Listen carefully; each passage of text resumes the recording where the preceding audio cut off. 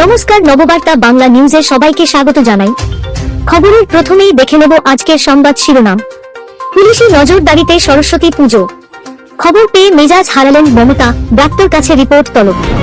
সরস্বতী পুজোর প্রস্তুতি চলছে, পাশের ফাঁকা মাঠ থেকে আসছে মহিলার গোঙানির শব্দ, তো তড়িঘড়ি ডাকা হলো পুলিশকে। আমরা আপনাদেরকে খুঁজে বের করব এবং হত্যা করব, কাঁপিয়ে দিলেন ট্রাম্প। উচ্চ মাধ্যমিকে প্রশ্ন ফাঁস রুখতে কড়া সংসদ, স্কুলে পাঠানো হচ্ছে মেটাল ডিটেক্টর। আপছেদে 24 ঘন্টার মধ্যেই বিজেপিতে গেলেন 8 বিধায়ক। ভোটের আগে হই হই দিল্লিতে। সেরা খবর, লক্ষ্মীর ভান্ডারের টাকা হতে চলেছে দ্বিগুণ। এই মাসেই মিলতে পারে বিরাট চমক। ভারতের রেকর্ড ভাঙল অস্ট্রেলিয়া, সবচেয়ে বড় পরাজয় বলে ধরাশায়ী শ্রীলঙ্কা। ওপার বাংলা আর এপার বাংলাকে মিলিয়ে দিলেন মুহাম্মদ ইউনুস ও মমতা ব্যানার্জি। শুভেন্দুর কথাই তোলপাড় দেশ। আবহাওয়ার বিরাট বদল, 3 থেকে 5 ফেব্রুয়ারির মধ্যে ভারী বৃষ্টিপাতের পূর্বাভাস। বাংলার কোথায় কেমন আবহাওয়া থাকবে জানুন বিস্তারিত।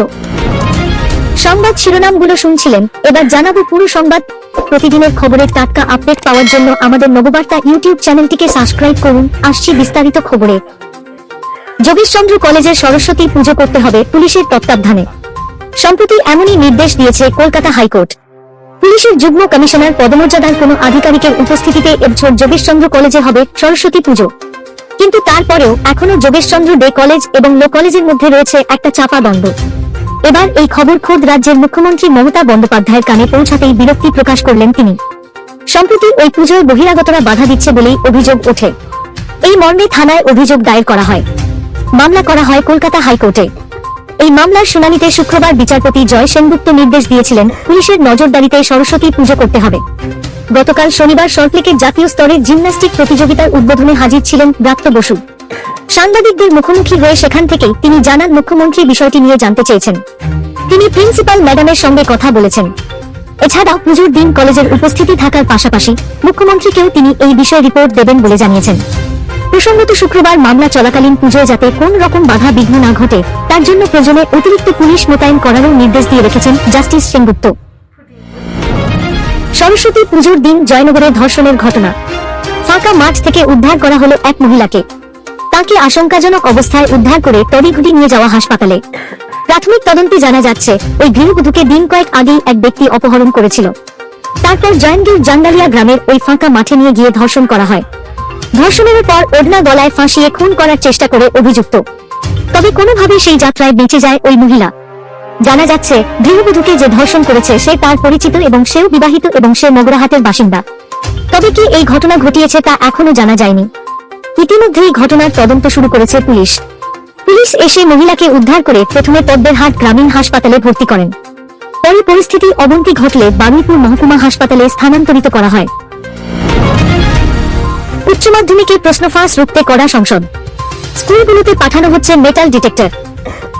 গত বছর স্পর্শকাতর কেন্দ্রগুলোতে মেটাল ডিটেক্টর দিয়ে তল্লাশি চালানো হয়েছে। এবছর থেকে সেই ব্যবস্থায় পরিবর্তন আনতে চলেছে শিক্ষা সংসদ। এবছর পরীক্ষার্থীদের তল্লাশিতে আর পুলিশ নয়, এবছর সে কাজ করবেন কেন্দ্রের দায়িত্বে থাকা শিক্ষক এবং শিক্ষাকর্মীরা। এক্ষেত্রে যে সমস্ত স্কুলে উচ্চ মাধ্যমিক পরীক্ষা হবে তাদের হাতে শিক্ষা সংসদের তরফ থেকেই তুলে দেওয়া হবে একটি মেটাল ডিটেক্টর। এতদিন প্রশ্নপত্র প্রথমে ট্রেজারি বা নির্দিষ্ট থানায় যেত। সেখান থেকে সেগুলি ভাগ করে পরীক্ষা কেন্দ্রে পৌঁছে দেওয়া হতো। সেখান থেকে প্রতিটি পরীক্ষা কেন্দ্রে পৌঁছে যেত সমস্ত প্রশ্নপত্র। এরপর পরীক্ষা কেন্দ্রের প্রধান পরীক্ষকের ঘরে প্রশ্নপত্রের প্যাকেট খুলে তা পরীক্ষার হল অনুযায়ী পুনরায় সিলও করে পাঠানো হতো। এবার সংসদের তত্ত্বাবধানে ছাপাখানাতেই প্রশ্নপত্র বাছাই হবে। পরীক্ষার্থী সংখ্যার উপর নির্ভর করে প্রশ্নপত্রের প্যাকেটিং করা হবে। পরীক্ষার্থীদের সামনেই পরীক্ষা শুরুর 5 মিনিট আগে খোলা হবে প্রশ্ন প্যাকেট। এবার বিশেষ পোস্ট করলেন ডোনাল্ড ট্রাম্প। তিনি লেখেন, আজ সকালে আমি আইএসআইএস এর সিনিয়র অ্যাটাক প্ল্যানার এবং সোমালিয়ায় সেনিয়োগ ও নেতৃত্বে থাকা অন্যান্য সন্ত্রাসীদের উপর নির্ভুল সামরিক বিমান হামলার নির্দেশ দিয়েছি। এই খুনিরা, যাদের আমরা গুহায় লুকিয়ে থাকতে পেয়েছি, তারা মার্কিন যুক্তরাষ্ট্র এবং আমাদের মিত্রদের হুমকি দিয়েছে। হামলাগুলি তাদের বসবাস করা গুহাগুলিকে ধ্বংস করেছে এবং বেসামরিকদের কোনো ক্ষতি না করে অনেক সন্ত্রাসীকে হত্যা করেছে। আমাদের সামরিক বাহিনী বছরের পর বছর ধরে এই আইএসআইএস আক্রমণ পরিকল্পনাকারীকে টার্গেট করেছে, কিন্তু বিডেন এবং তার বন্ধুরা কাজটি সম্পন্ন করার জন্য যথেষ্ট দ্রুত কাজ করবে না। আমি করেছি। আইএসআইএস এবং অন্য যারা আমেরিকানদের আক্রমণ করবে তাদের প্রতি বার্তাটি হলো, আমরা আপনাদেরকে খুঁজে বের করব এবং আমরা আপনাদের হত্যা করব। দিল্লি বিধানসভা ভোটের মাত্র 5 দিন আগে দল ছেড়েছিলেন আপের 8 বিধায়ক। 24 ঘন্টার মধ্যে তারা যোগ দিয়েছেন বিজেপিতে। অরবিন্দ কেজরিওয়ালের প্রতি অনাস্থা প্রকাশ করে তারা দল ছেড়েছিলেন। এই 8 জনের গন্তব্য কোথায় হবে তার একটা আন্দাজ করা গেছিল। সেটাই সত্যি হলো। যে 8 জন বিধায়ক দল ছেড়েছিলেন তারা হলেন বহিত মেহরুল্লাহ, নরেশ যাদব, রোহিত কুমার, রাজেশ ঋষি, মদন লাল, পবন শর্মা, ভাবনা গৌড় এবং বিএস চুন। এদের মধ্যে ভাবনা তার ইস্তফা পত্রে অরবিন্দ কেজরিওয়ালকে উদ্দেশ্য করে স্পষ্ট লিখেছিলেন, আপনার প্রতি বিশ্বাস হারিয়েছি। দলের প্রতি তাৎপর্যপূর্ণ বিষয় হলো, আপ এবার 20 জন বিধায়ককে টিকিট দেয়নি। এরাও সেই দলে। বিশেষজ্ঞদের অনুমান টিকিট না পেয়েই তারা দল ছেড়েছেন। যদিও 8 জনই দাবি করেছেন দলের কাজকর্ম মানতে পারছিলেন না, তাই আপ ছেড়েছেন। পদত্যাগী বিধায়করা বলছেন আম আদমি পার্টি তাদের নীতিবোধ হারিয়ে ফেলেছে। যে নীতি নিয়ে দল শুরু হয়েছিল তা আজ আর নেই। এখন দুর্নীতির আঁকড়া হয়ে গেছে দলটি। সেই কারণেই তারা পদত্যাগ করতে বাধ্য হয়েছেন। ওই বিধায়কেরা আরো আগে এই সিদ্ধান্ত নিলে দল বিপাকে পড়ত। তবে ভোটের আগে এমন ঘটনা কিভাবে সামাল দেন কেজরিওয়াল সেটাই দেখার। লক্ষ্মীর ভান্ডার প্রকল্পের টাকা দ্বিগুণ হওয়ার সম্ভাবনা।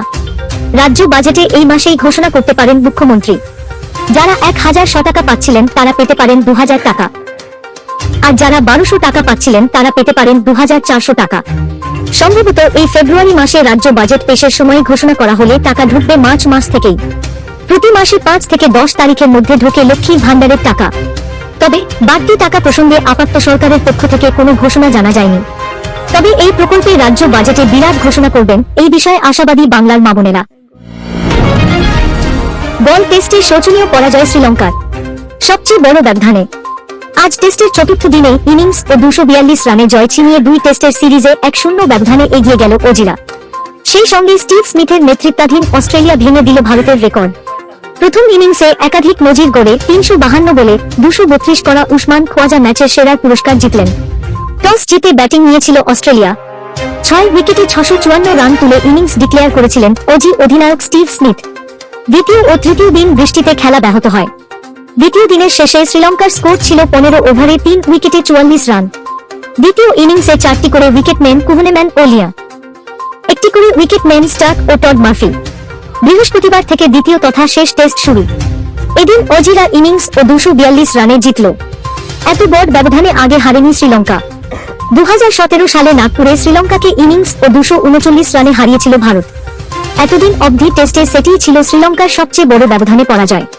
ফলে ভারতকে এদিন টেক্কা দিল অজিরা। তৃণমূলের ছাত্র নেতা সাব্বির আলীর হুমকির পর আদালতের নির্দেশে এবারে কলকাতার যোগেশ চন্দ্র চৌধুরী লোকলেজে সরস্বতী পুজো হচ্ছে পুলিশ পাহারায়। এই ঘটনাকে বাংলাদেশের সেনাবাহিনীর নিরাপত্তায় পুজো পরিচালনার তুলনা করে বিরোধী দলনেতা শুভেন্দু অধিকারী কটাক্ষ করেছেন ওপার বাংলা আর এপার বাংলাকে মিলিয়ে দিলেন মোহাম্মদ ইউনুস ও মমতা ব্যানার্জি। আজ রবিবার বাংলাদেশের যশোরে এবং কলকাতার যোগেশ চন্দ্র চৌধুরী লোকলেজে সরস্বতী পুজোর ভিডিও পোস্ট করে শুভেন্দু অধিকারী লিখেছেন, কোনটা যশোর, রংপুর, ঢাকা আর কোনটা কলকাতা, বেলডাঙ্গা, ডায়মন্ড হারবার বুঝতেই পারবেন না। ওপার বাংলা আর এপার বাংলাকে মিলিয়ে দিলেন মোহাম্মদ ইউনুস ও মমতা বন্দ্যোপাধ্যায়। বাংলাদেশকে অনুকরণ করে সশস্ত্র বাহিনীর নিরাপত্তায় পুজোর রেওয়াজ এপার বাংলায় চালু করালেন মাননীয় মুখ্যমন্ত্রী। যোগেশচন্দ্র চৌধুরী কলেজ ক্যাম্পাসে পুজো হচ্ছে না, সন্ত্রাসবাদী হামলা প্রতিরোধের মহড়া চলছে বোধগম্য হচ্ছে না। তিনি আরও লিখেছেন, সনাতন সংস্কৃতির ওপর আঘাত হানা বাংলাদেশের যতটা সহজ, পশ্চিমবঙ্গেও সেই কুরুচিকর ধারার আমদানি আগেই করা হয়েছিল তুষ্টিকরণের রাজনীতিকে বলিষ্ঠ করার উদ্দেশ্যে। এতো সবই শুরু, এখনো অনেক দেখা বাকি আছে। এবার নজর রাখবো আজকের আবহাওয়ার খবরে। আজ রবিবার সরস্বতী পুজো। শুধু আজই নয়, আগামীকাল সোমবারও সরস্বতী পুজো পড়েছে। সকাল সকাল শাড়ি পাঞ্জাবি পরনে বিদ্যার দেবীর আরাধনা। এদিকে আবহাওয়া যা খেল দেখাচ্ছে তাতে শঙ্কায় রাজ্যবাসী। আজ আবার বৃষ্টি হবে না তো? দক্ষিণবঙ্গে কেমন থাকবে আবহাওয়া? আজ বৃষ্টিরও সম্ভাবনা নেই দক্ষিণবঙ্গের কোথাও। কলকাতা, হাওড়া, হুগলি, 2 পরগনা, পূর্ব মেদিনীপুর, পশ্চিম মেদিনীপুর, ঝাড়গ্রাম, পুরুলিয়া, বাঁকুড়া, পূর্ব বর্ধমান, পশ্চিম বর্ধমান, বীরভূম, মুর্শিদাবাদ এবং নদিয়া কোথাও আজ বৃষ্টি হবে না। আগামীকালও শুকনো থাকবে আবহাওয়া। বৃষ্টির সম্ভাবনা নেই দক্ষিণবঙ্গে। উত্তরবঙ্গে বেশ নেমেছে তাপমাত্রা। আগামী কয়েকদিনও একই রকম তাপমাত্রা থাকার পূর্বাভাস। উত্তরের জেলাগুলিতে ঘন কুয়াশার দাপট রয়েছে। মূলত দার্জিলিং, কালিম্পং, উত্তর ও দক্ষিণ দিনাজপুর এবং মালদা, কোচবিহার সহ সব জেলাতেই কুয়াশার প্রভাব থাকবে। সতর্কতা জারি রয়েছে। পরবর্তী সংবাদ দেখার আমন্ত্রণ জানিয়ে এখনকার মতো শেষ করছি। নববার্তা বাংলা সংবাদ দেখতে এবং অথেন্টিক টাটকা খবরের জন্য চ্যানেলটিকে সাবস্ক্রাইব করে রাখুন। ধন্যবাদ সবাইকে।